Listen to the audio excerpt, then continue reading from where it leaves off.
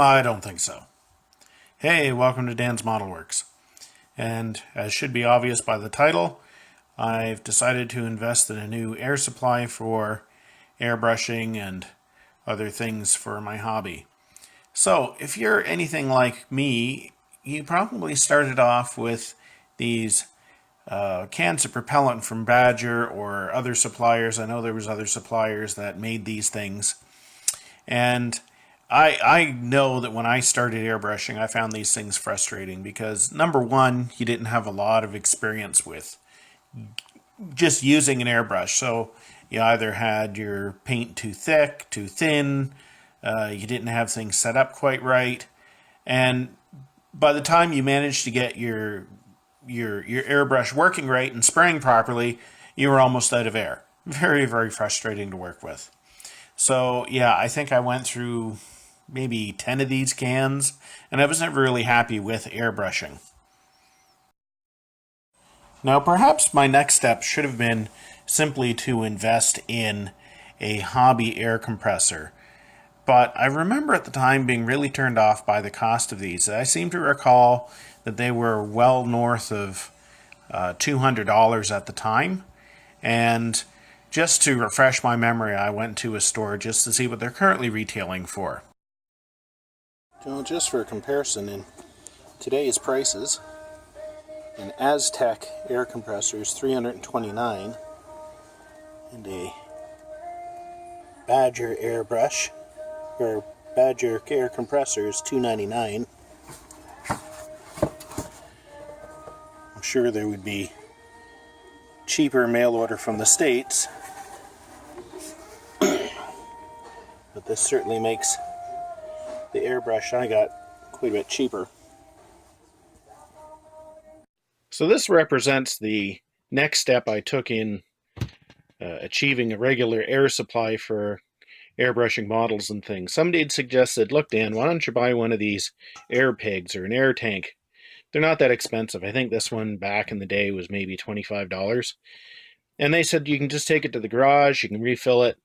You know, the only problem is most garages now, like most gas stations, the air pressure only goes up to maybe 40 or 50 pounds. And that's the pressure you want. So what I did is I ended up figuring, okay, I'll buy this and I'll use like a foot pump to charge it up to 90 or 100 pounds. You know, the sort of pump that you'd use for a bicycle. So this was kind of step one or step two. This is from Canadian Tire. I don't know why this little Christmas sticker is on here. What blows me away is a human being whose job it was to put this sticker on, put that on crooked, and went home saying, I did a good job today. So this is the kind of inexpensive foot pump I bought to charge up my air tank, and it's capable of delivering about 100 psi, because you need that for most bicycles, like 10 speeds with, the really small tires on them. And it would take probably a good 25 minutes for me to charge that air peg up to about 100 psi. Right. So in order to speed up the charging time, I then got one of these pumps with double cylinders on them.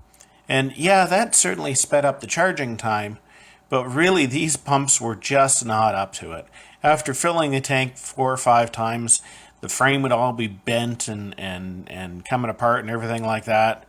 So I needed something better.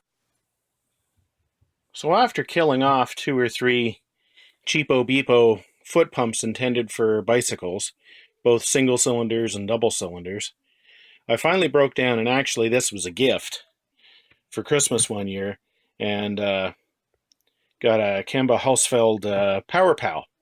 And the nice thing about this is it's quite a bit more robust than the little inflators that you get for, occasional use on cars or basketballs or things like this. And we could also use it for inflating bicycle tires and everything like that. So this is good up to about 100 psi, and then the relief valve goes. So there's no way it's ever going to overfill this, because this has a maximum rating of 125 before the safety goes. So there we go. Right now I've just got an inflator end on it, which actually could fit onto here. But normally I had a quick connect and I installed it on the other end right here. Now when I would be airbrushing, so I had a regulator that fit onto the tank so that my air supply was always coming out anywhere from 30 to 45 psi, depending on what I was painting. And that was basically the rig I went with for 16, 17 years. Every time I wanted to airbrush something, I'd haul this thing out and plug it in, bring the hose, hook it up to here. Then once I had this up to 100 psi, then I would take the hose off. I'd put the regulator on again with the quick connect and hook directly onto the regulator. And it's not there now because I took it off to use with the new air supply, was a reducer that took it down to basically your regular airbrush hose size. So here's our new compressor, which I bought a month ago, and it's been sitting in the middle of the kitchen. And this is a dog. Actually, I think I paid more for the dog than I did the compressor. And the compressor's already been more useful. But this is going to go down in the laundry room. It's going to go underneath the spray booth. And this was regular, over $300 Canadian. I got it from Canadian Tire on their big 75th birthday bash. 65% off. It was a little bit over $100. So, yeah, it was a good deal. Right, dog? Yeah, right. Ah, the laundry room, where the spray booth lives. And we've got a whole pile of crap down here, old cardboard boxes, bags, pile of laundry on top of the dryer. Don't judge us.